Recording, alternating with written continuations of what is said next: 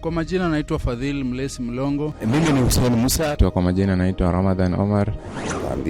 Tuliambiwa Monday mwili wake umedhoofika, kichwa sijui imeruka, wamemfungia ndani ya nyumba. Wednesday tunasikia ameaga.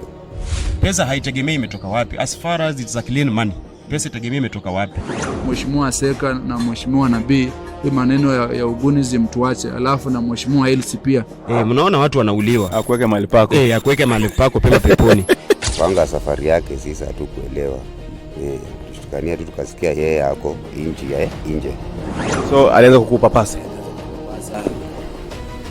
Kaanza kuchika mata yako, sasa mheshimiwa nataka akanivuta kwa mwili wake kabisa. Anakuja kwa hiyo kaburi, anachimba vizuri, baadaye anatoa kitu kama ni karatasi, anafukia hapo ndani.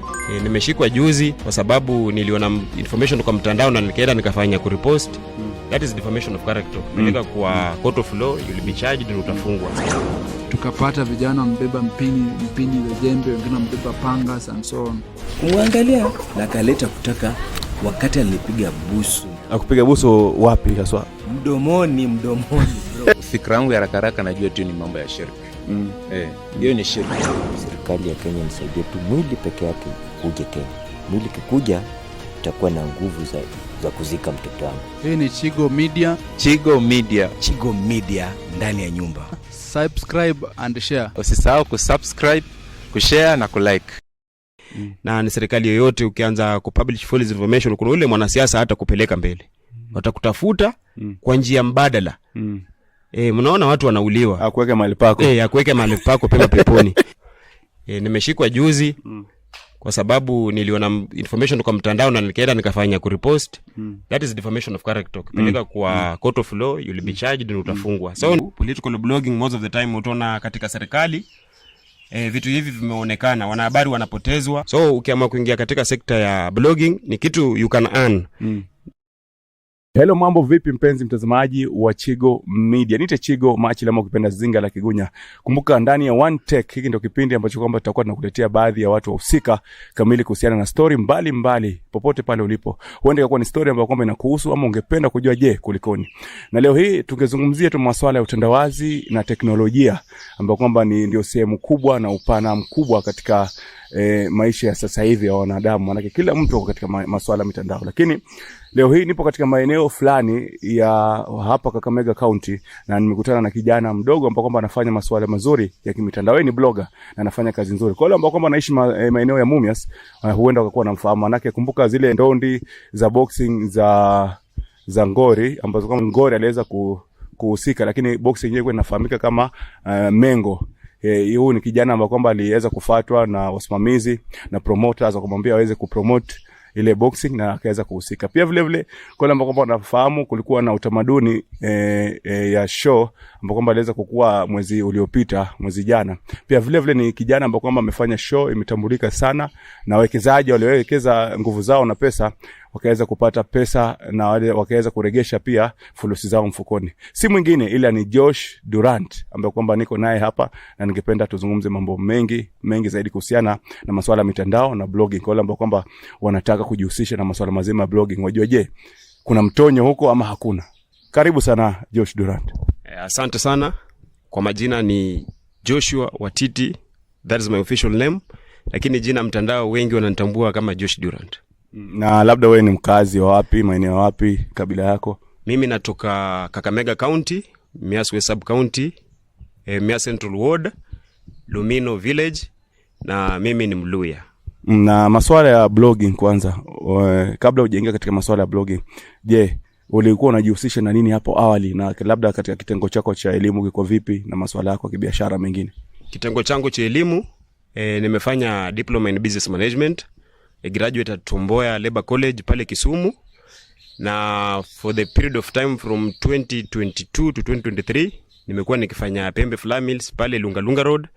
Nikatoka pale nikabahatika nikaingia Mias Sugar 2021, nikaingia hapa ilikuwa 2024 mwezi wa 3 mpaka wa saizi bado niko hapa. Na haya masuala ya blogging, ulianzaje na ilikuwa ni nini kilikupea msukumo mpaka ukajikita katika masuala ya blogging?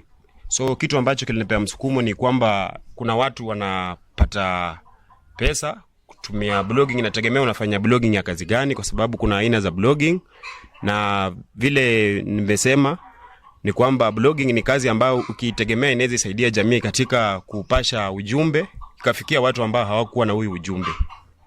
Na labda tuambie tu hatua yako ya kwanza baada ya kumaliza shule, ama ulipokuwa shule, ama ni katika campus ndipo ulipogundua kwamba hiki ni kitu ambacho kama nikikiwekeza na nikiwekeza nguvu ndani yake huenda kikikuwa ni kama biashara kwangu. So hatua yangu ya kwanza after kumaliza shule, nimehappen kukuwa team manager wa timu hapa Mumias, ilikuwa inajiita Maisa ama Mumias All Stars, na tulipata a lot of challenges na nikaona kuspeak through hiyo FKF hiyo body pate challenges ambao wachezaji wanapitia hapa grassroots.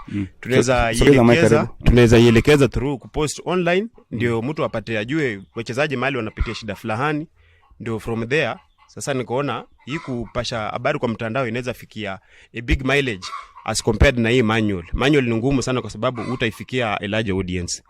Na labda ulipoifanya kama kwa mara ya kwanza ilikuwa ni biashara ama ulikuwa unafanya kama kujaribu tu ukapata kwamba mambo yameenda sawa? Nilifanya kwa hali ya kujaribu na mambo yakaenda sawa, kwa sababu unajua saa zingine kuisaidia jamii hauangalii kile ambacho utapata. Unajua watu wengi wanaangalia kwa hali ya kutafuta pesa. Kila kitu ukifanya usiangalie kwa ile hali ya kutafuta pesa. Fanya kitu kwa kujitolea jinsi ambavyo wanahabari wanajitolea, kwa sababu nia yangu nikiwa hata mdogo nilitamani kuwa mwanahabari, lakini kulingana na mpango wa Mwenyezi Mungu nikaenda nikafanya kosi nyingine ambao sio wanahabari. Lakini wanahabari bado iko kwa damu, ni kitu natamani kukifanya, na nikipata nafasi I think inaweza kwenda kufanya hiyo kosi. Unaweza kutaja kwamba ulikuwa unatamani sana kufanya wanahabari, labda ni nini kiwa kinakuvutia ndani ya taaluma hiyo?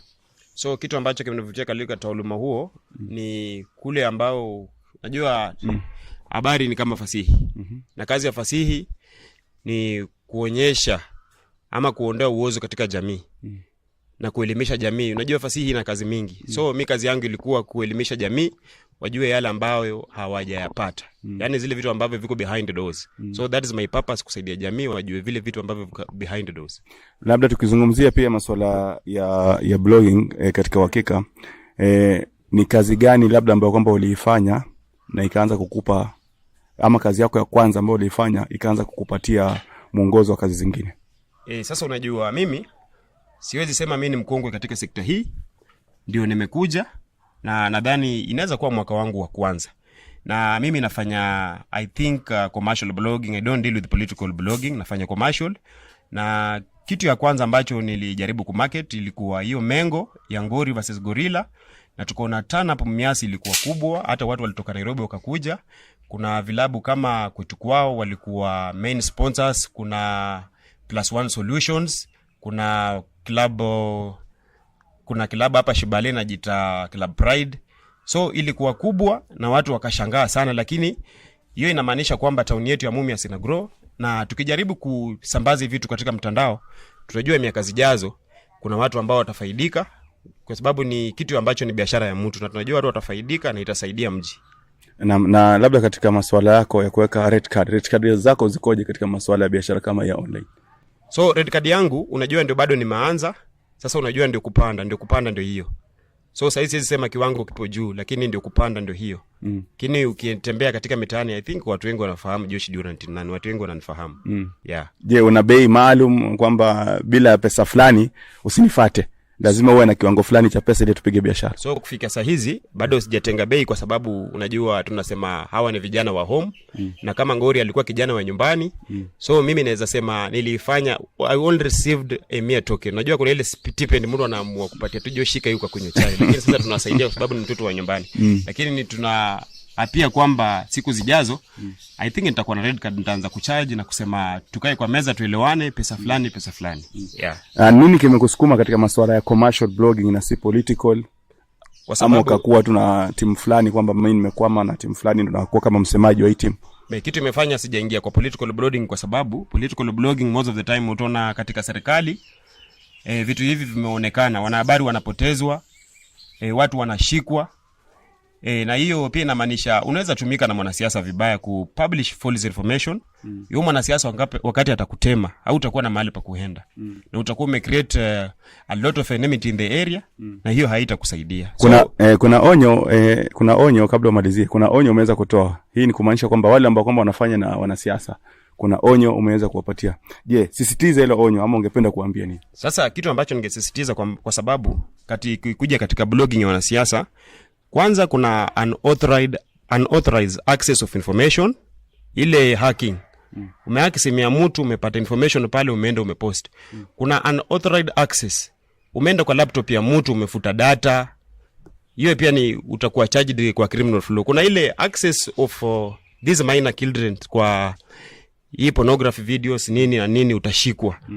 Kuna hii pia kuna theft or bribery. Unapata kijana amechukua ID ya mtu, ameenda kuregister nayo kupigia kura ama kutafuta msaada kutoka kwa mheshimiwa kutumia kitambulisho cha mtu, hiyo kitu utashikwa. Hiyo ni kitu utashikwa, something it has experience, experience imenitendekea. Nimeshikwa juzi kwa sababu niliona information kwa mtandao na nikaenda nikafanya kurepost. That is defamation of character. Kupeleka kwa court of law, you will be charged na utafungwa. So nilikuwa na waambia bloggers wenzangu, especially wale ambao mna base kwa political, tujaribu kukuwa keen with whatever we are posting, ndio angalau maisha yako pale mbeleni yawe maisha mazuri. Asante sana. Na labda mbali na hayo, tukizungumzia katika masuala ya uwekezaji, je, kazi ya ublog unaweza kaekeza nayo na ukajibadilishia maisha yako? Ndio, kazi ya ublog unajua inategemea kama binadamu unaishi na nia gani. So lazima uko katika binadamu, lazima uwe na nia na lengo. Na ujiambie kwamba nimeamua kuchukua mkondo huu, faida zake ni zipi na hasara zake ni zipi. That is why we are told in business, for you to be an entrepreneur, lazima ujue uko ready to enjoy both profit and loss. Hiyo ni kitu lazima uko tayari. So ukiamua kuingia katika sekta ya blogging, ni kitu you can earn. You can earn, unaweza invest pale, inaweza kuletea kipato ambacho familia yako pale nyumbani itakuwa inakitegemea. Sasa usifanye tu kitu in the name of kutafuta followers. Nakana kutafuta followers, jaribu ku monetize your accounts. Pale Facebook saizi wanalipa. Unaweza fanya kazi from home, si lazima uandikwe kazi, unaweza fanya kazi from home. So jaribu kuangalia kitu ambacho unakifanya kinakusaidia financially, ama unafanya tu kitu kufurahisha watu. Fanya kitu ambacho kitakusaidia kupata hela, ambacho kitakupigisha hatua, kwa sababu without money you cannot manage. Tumezungumzia katika masuala ya faida na jinsi unavyoselelea kupitia mitonyo na deal mbalimbali. Je, kuna hii changamoto ambayo kwamba pia lazima hii kazi ina changamoto, kama wewe umeweza kututarajia kwamba uliweza kushikwa. Je, mbali na changamoto ya kushikwa, kuna changamoto gani ambayo kwamba ulipitia ukahisi kwamba hapa nilipofikia naona ni kama hiki kitu kitaweza kuniweka pabaya?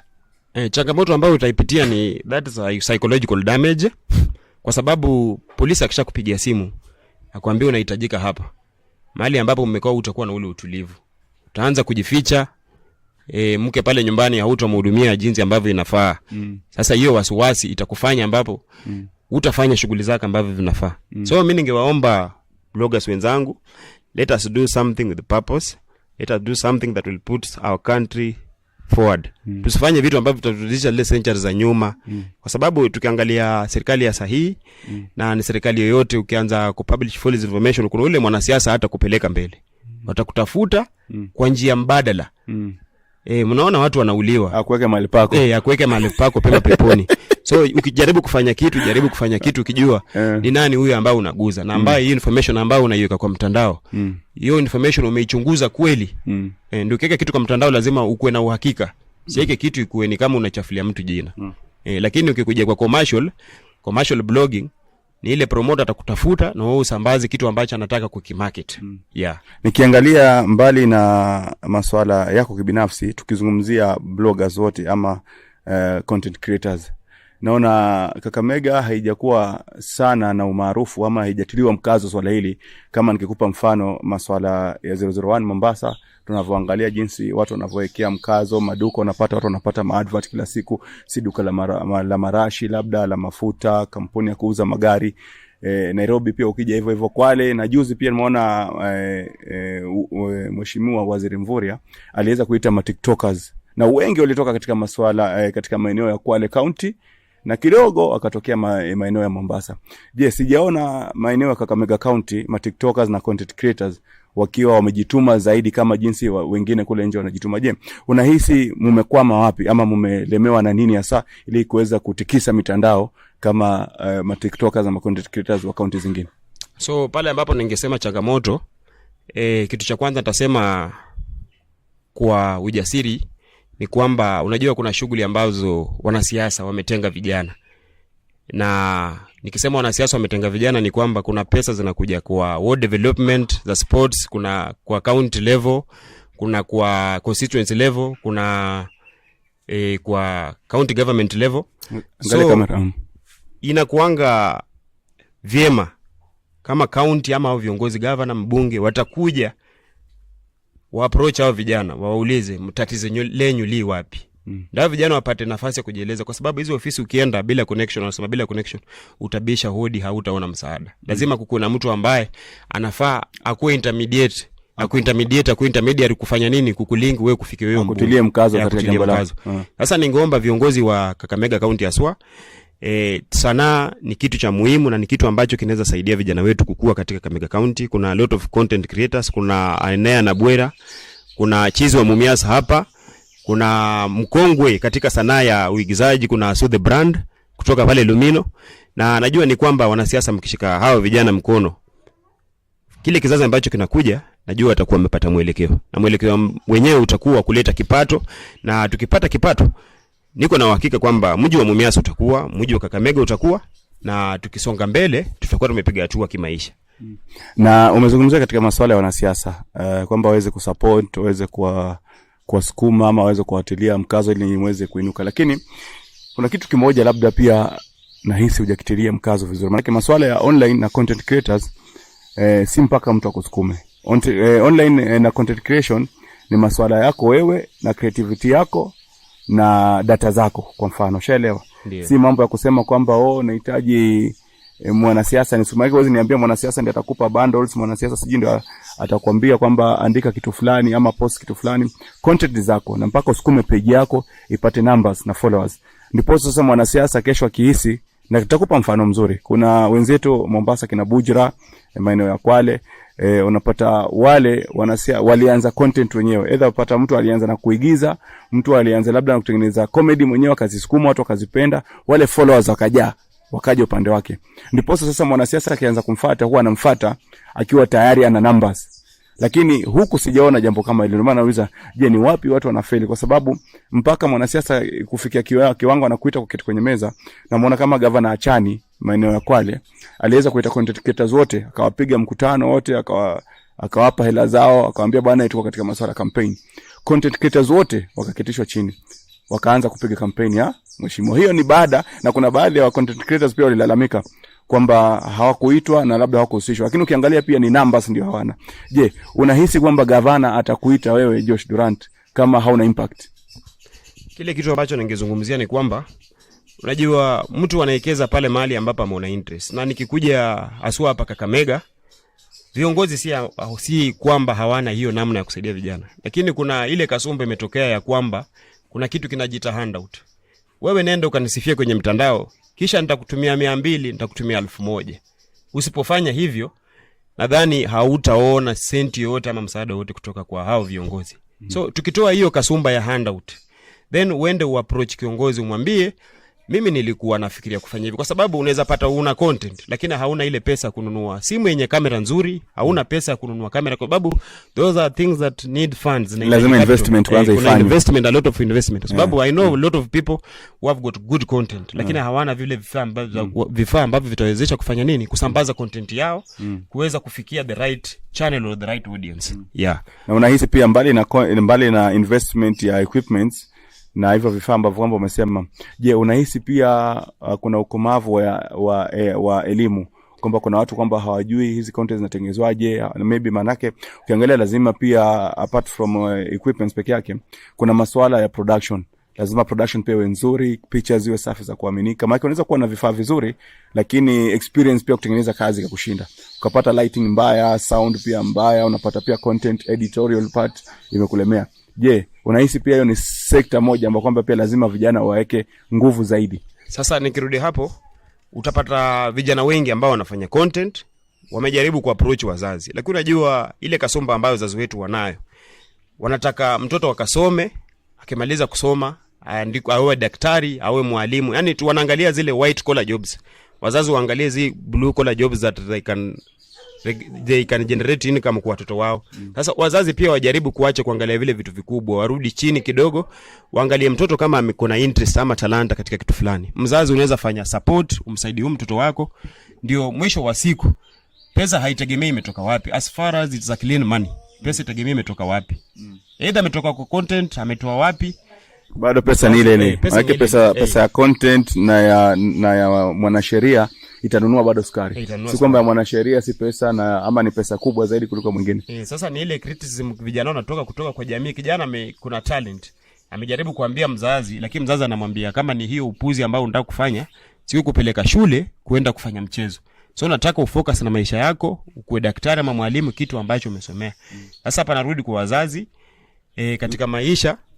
Ongea na nataka nirudi katika wazazi. Katika maisha kila mtu ana njia yake. Sasa inategemea mtu choice of interest iko wapi. Kwa sababu unajua katika maisha ndio ufanikiwe lazima kitu ambacho unakifanya ukuwe na interest, a lot of interest. Hata mwanabiashara unapata mtu anataka kuuza nduma, lazima ako na ile interest ya kupanda nduma. Huwezi anza kuuza nduma na una hiyo interest.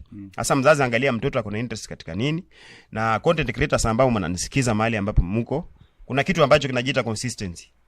Lazima kitu ambacho unakifanya, kama umeona una talanta kwa hiyo kitu, usitake kuamuka leo alafu kila kitu kiende sawa leo. Kuna watu wako na 10 years experience, 15 years experience, wamengangana katika hiyo sanaa, lakini mwisho wa siku kama Mungu alikupangia kitu na ulitia bidii na fora, lazima matunda yatapatikana. Swali la mwisho labda katika masuala ya commercial na online creation ya content. Tumehisi kwamba ama tumewashuhudia kwamba kuna baadhi ya wanasiasa wanawafuata, kama nikakupa mfano mzuri katika maeneo ya ukanda wa pwani, kwamba wanafuatwa na wanaambiwa kwamba wajiekeze sana katika masuala ya content creation, lakini kubase sana kisiasa. Je, unahisi, na hapa nyuma wewe umesema kwamba unawaonya watu kublog kuhusiana na masuala ya kisiasa. Je, unahisi, na pia vile vile nikikuja pia kwa mara nyingine ya mwisho matatu, kumbuka pia huyo kijana ameinvest katika masuala ya online content creation ili apate kitu, na mwanasiasa amemfuata, na wewe ushasema kwamba wasijihusishe sana na siasa. Hapo itakuwa jitakaje hapo? So nikizungumza ile swala la content creator kujihusisha na mambo ya siasa, unajua katika politics kuna kitu kinajiita political differences, na katika siasa kila mtu ako na opinion yake. So wewe kama content creator, the moment unaanza kufanya sanaa ya uigizaji, kuna wale mafans utawapata kutegemea kutokana na mirengo tofauti ya kisiasa, wataona kazi yako, na kwa wale kazi yao ni kulike, kusubscribe, watakuitia kama ni kazi ku advertise. Unajua kuna institutional advertisement, kuna celebrity advertisement, there are a lot of these advertisements. So wewe ukijihusisha na mwanasiasa fulani, kuna mwanasiasa pengine watu wanamchukia, the moment wataanza kuona una mchannel kwa social media zako handles, mwisho wa siku wataona ni kwamba wewe, yani wataanza kuchukia bila sababu, kwa sababu ya yule mwanasiasa.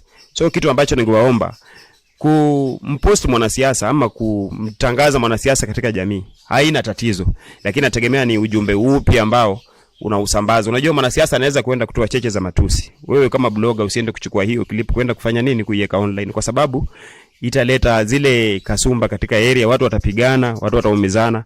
So ndugu zangu ambao mnakuja katika hii sana, ni sana njema sana, lakini inategemea wewe mwenyewe binafsi. Kabla uweke ile kitu kwa mtandao, umejaribu kufanya analyzation kwanza, umejaribu consult your friends, waulize hii kitu nikiweka inaweza leta tatizo ama haitaleta tatizo. So ni hapo kukuwa makini, na mwisho wa siku nadhani hakuna mtu atamchokoza mwenzake. Utachokoza mwenzako na mwenzako pia atakuchokoza. Tutaishi kwa amani na mambo ya kuvurutana haitakuwepo. Hiyo umezungumza na wale ambao kwamba wanachipuka na wanaingia katika masuala ya online, na baadhi ya wale ambao kwamba labda wako ndani. Je, na nyinyi ambao kwamba muko na mumeketi labda kwa katika kipindi fulani cha muda, mna yapi ya kutilia mkazo ili kufanya hii sanaa izidi kuwa biashara kama biashara nyingine?